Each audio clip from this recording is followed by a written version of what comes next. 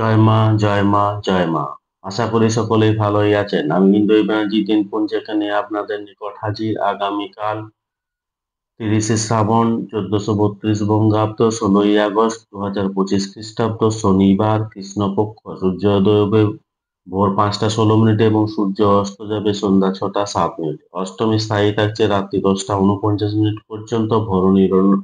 ভরণী নক্ষত্র সকাল 8টা 25 মিনিট পর্যন্ত। জাতক জাতিকার জন্মের ক্ষেত্রে মেষ রাশি, ক্ষত্রিয় বর্ণ, মতান্তরে বৈশ্য বর্ণ, নরগণ অষ্টোত্তরী, অগ্নিশত্রী শুক্রের দশা সকাল 8টা 25 মিনিট পর, রাক্ষসগণ অষ্টোত্তরী, বিংশতি রবির দশা দুপুর 2টার পর।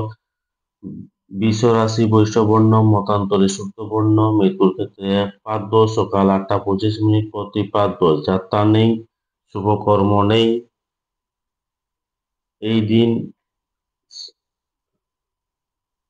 শ্রী শ্রী শ্রী শ্রীকৃষ্ণ জন্মাষ্টমী ব্রত, অর্ধরাত্রিতে পূজা ও বসুধারা।